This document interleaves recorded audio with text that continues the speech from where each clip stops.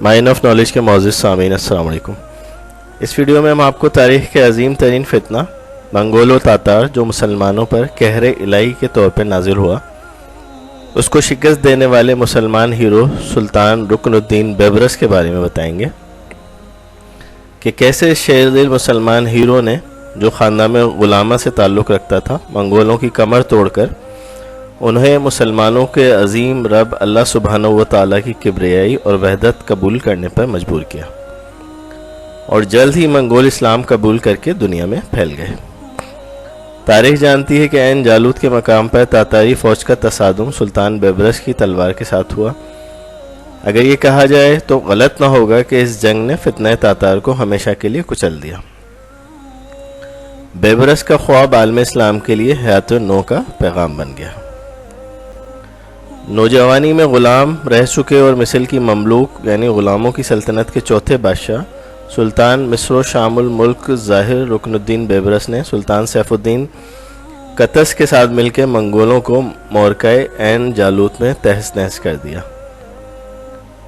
یہ مشہور جنگ 25 رمضان 658 ہجری مورخہ 1277 عیسوی کو لڑی گئی۔ جنگ میں شامل سارے منگولوں کو تہ تہ کر کے انہیں ایسی خوفناک شکست دی گئی کہ اس کے بعد ان کا زور بالکل ٹوٹ گیا اور حجاز مقدس اور مصر منگولی دست بر سے ہمیشہ کے لیے محفوظ ہو گیا۔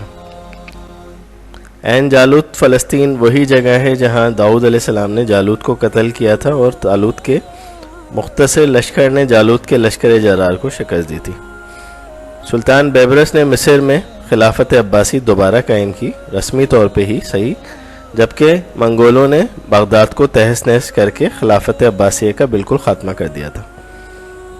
سلطان کی پے در پے شکستوں نے منگولوں کا اپنے معبودوں سے اعتبار اٹھا دیا۔ یہ وہی زمانہ تھا جب دنیا کے دوسرے کونے سے صحرائے گوبی کا ایک چرواہا تموجن طوفان بن کر اٹھا اور چنگیز خان کے نام سے دنیا پہ چھا گیا۔ اس خونخوار وحشی اور اس کے جانشینوں کے ہاتھوں عالم اسلام نے جو تباہی اور بربادی بپا ہوتے دیکھی، اس کی تاریخ میں مثال نہیں ملتی۔ سطوت اسلامیہ کی تمام علامتیں وسطی ایشیا سے بغداد تک انسانی خون میں ڈبو دی گئیں۔ بغداد کو ہلاکو خان نے 1258 عیسوی میں تاراج کیا، برباد کر دیا۔ جب اس وحشی منگول سالار کی فوج ظفرموش خون کے دریا بہاتی مصر کی طرف بڑھ رہی تھی تو ایک مملوک سردار رکن الدین بیبرس اپنے ایک نائب سے کہہ رہا تھا کہ میں نے بچپن میں خواب دیکھا تھا کہ میں خون کے دریا میں تیر رہا ہوں، آسمانوں سے ایک صدا آ رہی ہے، میں اوپر دیکھتا ہوں تو مجھے ایک تلوار نظر آتی ہے جو میری طرف بڑھی چلی آ رہی ہے۔ بیبرس ہاتھ بڑھا کر اسے پکڑ لیتا ہے، میں آسمانی صدا سنتا ہوں، میں اس تلوار کو جیسے ہی پکڑتا ہوں میری آنکھ کھل جاتی ہے۔ آج اس تلوار کے استعمال کا وقت آ گیا ہے، ہلاکو خان کو اس کی موت میری تلوار کی طرف لا رہی ہے۔ تاریخ گواہ ہے کہ رکن الدین بیبرس نے سلطان سیف الدین قطز کے ساتھ مل کے منگولوں کو مورکہ عین جالوت میں تہس نہس کر کے رکھ دیا۔ یہ مشہور جنگ 25 رمضان 658 ہجری مورخہ 1277 عیسوی کو لڑی گئی۔ جنگ میں شامل سارے منگولوں کو تہ تہ کر کے انہیں ایسی خوفناک شکست دی گئی کہ اس کے بعد ان کا زور بالکل ٹوٹ گیا۔ یکم رجب 660 ہجری کو چنگیز خان کے پوتے برقہ خان نے اپنے اور اپنی قوم کے ساتھ مشرف با اسلام ہونے کا اعلان کیا اور ایک خط لکھ کر مصر کے سلطان رکن الدین بیبرس کو یہ اطلاع دی۔ ساتھ ہی یہ بھی بتا دیا کہ وہ اپنے چچا زاد ہلاکو خان کے خلاف جہاد کے لیے تیار ہے اور اس مقصد کے لیے مصر سے اتحاد کرنا چاہتا ہے۔ سلطان بیبرس نے یہ پیشکش بخوشی قبول کرتے ہوئے ائمہ حرمین شریفین کو برقہ خان کے لیے دعاؤں کا حکم لکھ بھیجا۔ تمام شہروں میں بھی فرمان بھیجا گیا کہ جمعے کے خطبے میں خلیفہ اور سلطان کے بعد برقہ خان کے لیے دعا کی جائے۔ برقہ خان کی سلطنت قفقاز کے کوہساروں سے بلغاریہ کی حدود تک وسیع تھی۔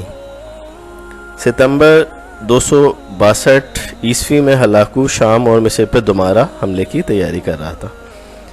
اسی اثنا میں برقہ خان کی فوج قفقاز کے فلک بوس دروں سے نمودار ہونے لگی۔ یہ دیکھ کر ہلاکو خان کو شام کی مہم ملتوی کر کے بحیرہ خزر کی طرف فوج بھیجنی پڑی۔ اس لشکر نے دریائے تیرک عبور کر کے برقہ کی فوج کو وقتی طور پر پسپا کیا، مگر برقہ کے بھتیجے نوگائی کے جوابی حملے میں ہلاکو کا لشکر درہم برہم ہو کر پیچھے ہٹتے ہوئے دریائے تیرک تک آ گیا۔ اس وقت موسم سرما عروج پر تھا۔ دریا کی سطح جو سخت سردی سے منجمد ہو چکی تھی لشکر کے بوجھ سے ٹوٹ گئی اور تاتاریوں کی بڑی تعداد ڈوب کے مر گئی۔ ہلاکو خان کا ایک بیٹا بھی مارا گیا اور وہ خود پسپا ہو کے بحرائے آذربائیجان کے ایک جزیرے میں پناہ لینے پر مجبور ہو گیا۔ اس کے بعد ہلاکو کی ایل خانی اور برکا کی زرعی خیل سلطنتوں میں جھڑپوں کا دائرہ کار مشرق تک پھیل گیا۔ ہلاکو نے گرجستان اور آرمینیا کے نصرانی حلیفوں کو کروسیڈرز کو ساتھ ملا کے زرعی خیل کی سرحدوں پہ حملے شروع کیے۔ جواب میں برکا نے نہ صرف روسیوں اور اپنے فوج میں بھرتی کیا بلکہ وسط ایشیا تک تسلط حاصل کر لیا۔ روسیوں کے ساتھ سمرقند و بخارا کے مسلمان جوک در جوک اس کی فوج میں شامل ہونے لگے۔ بحیرہ خضر کے جنوب مشرق و جنوب مغرب میں ان دونوں سلطنتوں کے مابین مسلسل جھڑپیں ہوتی رہتیں۔ برکا کے سپاہی ایمان و ایقان سے بھرپور تھے جبکہ ہلاکو کی فوج کے سامنے خون ریزی کے سوا کوئی ہدف نہ تھا۔ اس کے سپاہی پست ہمت ہو کے منتشر ہونے لگے۔ بہت سے سلطان بیبرس کی تلوار سے خوفزدہ ہو چکے تھے اور بہت سے منگول برکا خان کے قبول اسلام لانے کے بعد توحید کی طرف راغب ہو رہے تھے۔ یاد رہے برکا خان چنگیز خان کا پوتا تھا۔ تاتاری اب دو واضح جماعتوں میں بٹ گئے تھے، اسلام دشمن اور اسلام دوست۔ اسلام دوست تاتاری خود کو برکا خان کی طرف منسوب کرنے لگے جو کہ چنگیز خان کا پوتا تھا۔ ان میں جو شامی سرحدوں کے آس پاس تھے انہیں برکا خان کی دور دراز مملکت کے بجائے مصر جانا بہتر محسوس ہوا، چنانچہ ہزاروں تاتاری مصر کی طرف منتقل ہونے لگے۔ سلطان کو اطلاع ملی تو تمام شہروں کے گورنروں کو حکم دیا کہ ان کی پوری طرح مہمانی اور دلجوئی کی جائے اور زیادہ سفر دے کے مصر بھیج دیا جائے۔